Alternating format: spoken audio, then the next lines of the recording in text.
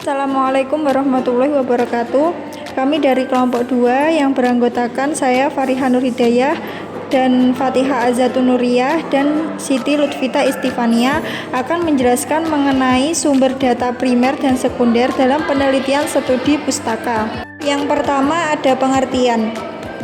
Penelitian kepustakaan merupakan suatu jenis penelitian yang digunakan dalam pengumpulan informasi dan data secara mendalam melalui berbagai literatur, buku, catatan, majalah, referensi lainnya, serta hasil penelitian sebelumnya yang relevan untuk mendapatkan jawaban dan landasan teori mengenai masalah yang akan diteliti.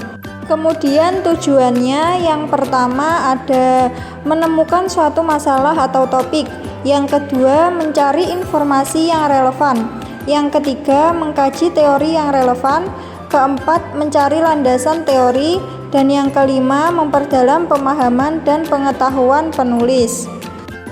Kemudian ada prosedur studi pustaka.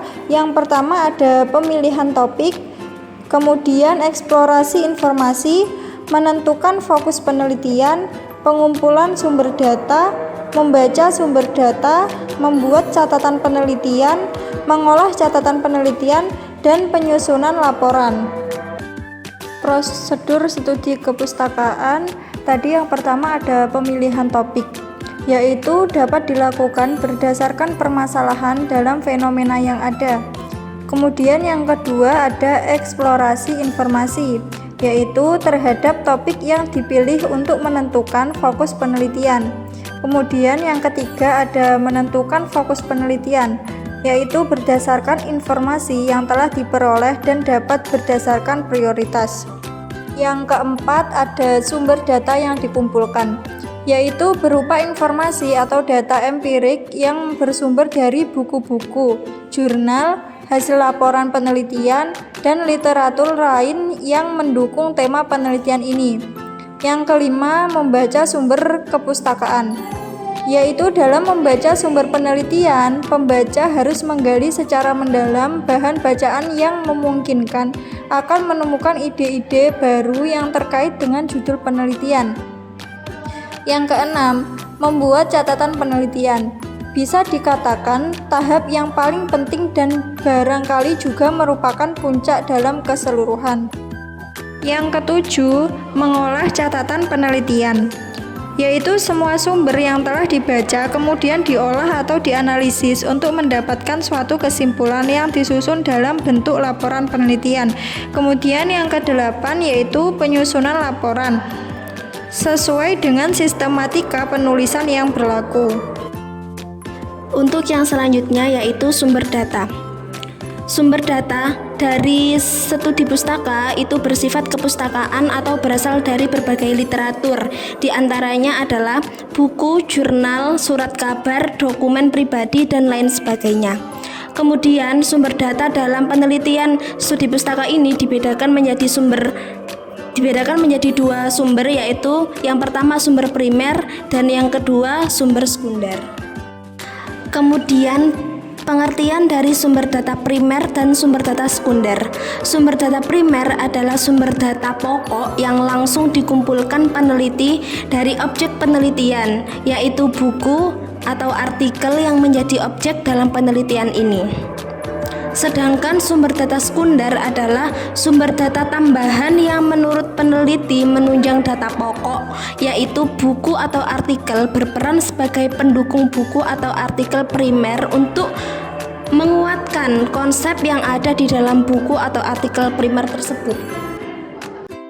Dan yang terakhir yaitu ciri utama dari studi kepustakaan. Peneliti berhadapan langsung dengan teks atau data angka dan bukan dengan pengetahuan langsung dari lapangan atau saksi mata berupa kejadian, orang, atau benda lainnya. Kritik teks dapat dilakukan sebagai bentuk dari kajian.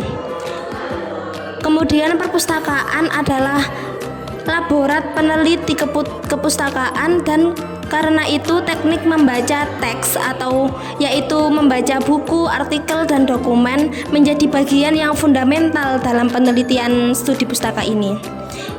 Dan data pustaka dari studi pustaka ini bersifat siap pakai. Peneliti tidak kemana-mana kecuali hanya berhadapan langsung dengan sumber data yang sudah tersedia di perpustakaan. Contoh dari studi pustaka di sini ada skripsi yang disusun oleh Sulandari dengan judul Analisis Materi Buku Teks Bahasa Arab Manhaji 5 Hari Mahir Bahasa Al-Quran Tingkat Pemula karya Joko Nursio. Sumber primer yang ada di dalam skripsi ini sumber primer dalam penelitian ini adalah buku Manhaji 5 Hari Mahir Bahasa Al-Quran Tingkat Pemula yang disusun oleh Joko Nursio dan hasil wawancara atau interview dalam satu bentuk dialog yang dilakukan oleh pewawancara atau interviewer. Contoh yang kedua, sumber data sekunder, yaitu sumber dan bahan kajian yang digambarkan oleh bukan orang yang mengalami atau yang hadir pada waktu kajian berlangsung. Di sini disebutkan sumber sekundernya sebagai bahan yang akan digunakan untuk menganalisa materi buku Manhaji 5 Hari Mahir Bahasa Al-Quran Tingkat Pemula yang disusun oleh Joko Nursio adalah buku Textbook Writing yang ditulis oleh Mansur Muklis, buku pengajaran bahasa asing, sebuah tinjauan dari segi metodologi yang ditulis oleh Dr. Muljanto Sumardi, buku metodologi pembelajaran bahasa Arab yang ditulis oleh Drs. Haji Syamsuddin Asyrofi, MM, DKK, dan buku-buku serta tulisan-tulisan lainnya terkait dengan penelitian ini. Sekian pemaparan materi dan contoh studi pustaka dari kelompok kami.